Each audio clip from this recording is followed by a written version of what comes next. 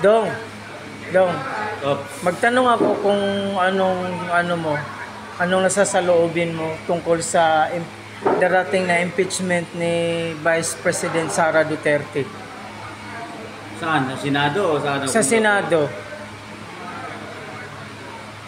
Ah, Kasi sabi June 2 daw ang umpisa ng trial.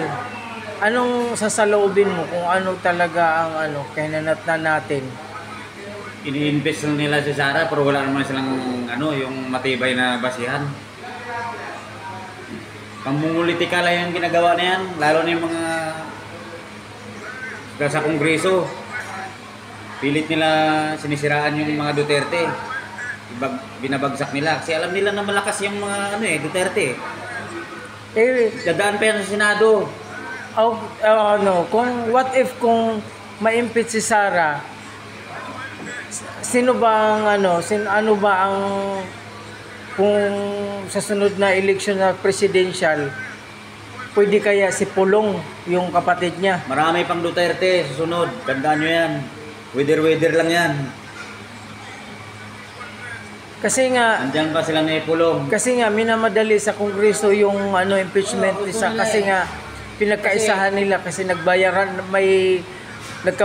na daw sabi ng umamin na yung congressman doon sa Cagayan de Oro na binayaran daw, may bayad daw yung taga-perma. Ang dami ng dyan, yung saan napunta yung mga pundo, wala nga mga project, tapos dyan lang tinututok nila kay Inday Sara. Tapos yung PhilHealth natin, bankrupt na sabi ng Supreme Court. Tinaasan yung kaltas ng PhilHealth namin. Tapos Dati maliit lang, ngayon halos triple na yung binabawa sa amin. Hindi naman namin pakinabangan yan. tapos sabi ng Dapat Supreme hindi na tayo Court, maghuhulog dyan sabi ng Supreme Court na bankrupt na daw yung ng PhilHealth. Ganyan nangyayari. Hindi nila tinututukan yung bayan natin. Ang tinututukan nila, yung mga Duterte. Yun. Kasi yun yung Doon sila nag-focus. Doon sila. Kaya pilit nila ibinabagsak yung mga Duterte. Sinisiraan nila. Tulad ng yung mga page na Facebook sa Facebook na Mga troll farm. Oo, yung fake na page. Oh. Yung Pilipinas Today, Pilipinas QC ba yun? Sa Facebook. Yan, Facebook. Yan yung nagpapakalat ng fake news. Tapos tinitira nila yung mga Duterte. Sinisiraan nila. Galing magpakalat ng fake news. Ayaw nila na mga Duterte. Yung yung PCC, yung Presidential Anti-Corruption Commission. Binuwag, tinanggal. Ayun sana yung magsisilip sa mga kurakot dyan sa gobyerno. Bakit tinanggal? Binuwag. Kasi pag nandun yung yung PCC na yan, yung Presidential Anti-Corruption Commission, masisilip yung mga korap Kasi mababantayan yung mga yung pundo kaban ng bayan. Wala binuwag. Ngayon, wala tayo, talamak na ngayon. Ngayon, tungkol sa yung blanco na na budget by cam. Yan nga May anomalya, may diyan, may sabotahe. Sabotahe diyan.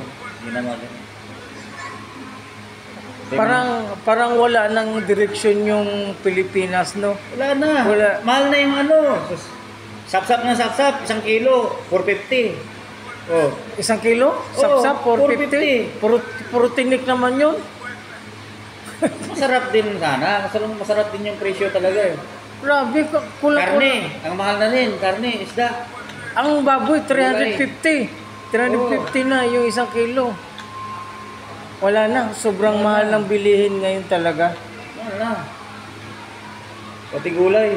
Dapat, ang unahin talaga ng tutukan, yung yung kahirapan ng mamamayan. Tapos sabihin, magdagdag ng sahod.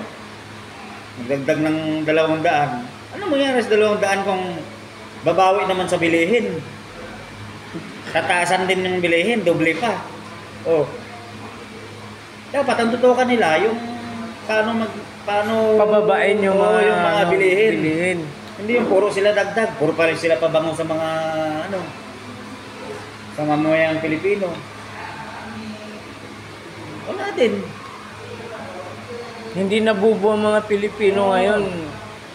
May mga social media na rin Yung mga tayo. pinamimigay sa akap, Yun, pira yun. natin yan, binabawas namin yan, binabawas sa atin yan, tax natin yan. Iba Pero yan. sabi ni Mayor Magalong, wala daw mga master list dun eh. Kami, di kami nakinabang dyan. Wala talaga. Yan yung paraan nila para May ginagamit boto nilang, sila.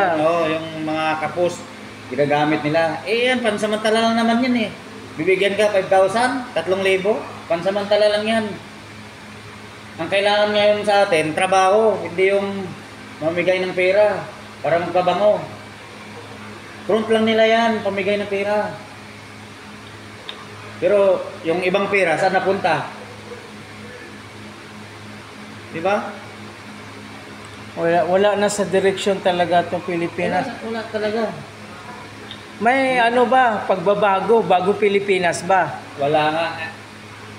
Ako dati, nung tandem sila ni Inday Sara, BBM, halos magmurahan na. Halos lalaban na ng patayan. Manalo lang yung BBM Sara, yun itim. Ipagmurahan pa. Tapos ang nangyari, wala din, yun itim.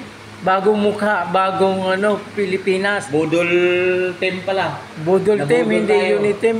Oo. Kaya gusto namin sana, ang tatakbo nun, si Inday Sara. Gusto namin mga DDS. Kaso lang, siyempre mabait si BBM. Mabait nung una, nung hindi pa nanalo. Bait-baitan Pinasok pala. lang tayo sa bulsa. Budol tayo, dami tayo na budol. Dami tayo na budol. Putres talaga ang buhay na Oo. to, no?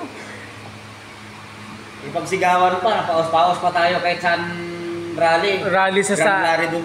Grand Larry sa Paranaque. Oo. At saka doon sa Inabot tayo doon sa Sampaloc. Inabot tayo ng gabi. Madaling Kahit araw saan, pa kamo. rally. Kahit saan ang rally, nandun tayo. Suportado lang Unitim. BBM Sara, Unitim, BBM Sara tandem. Pero wala nangyari. Balak na pala. Eh anong masasabi mo sa mga BBM vloggers na todo suporta talaga sila kay BBM? Ito na suporta, mga bayaran mga yan eh. Hindi naman mag-aaksaya ng alam nila mali na yung pamalakad niya eh. Ano daw sila?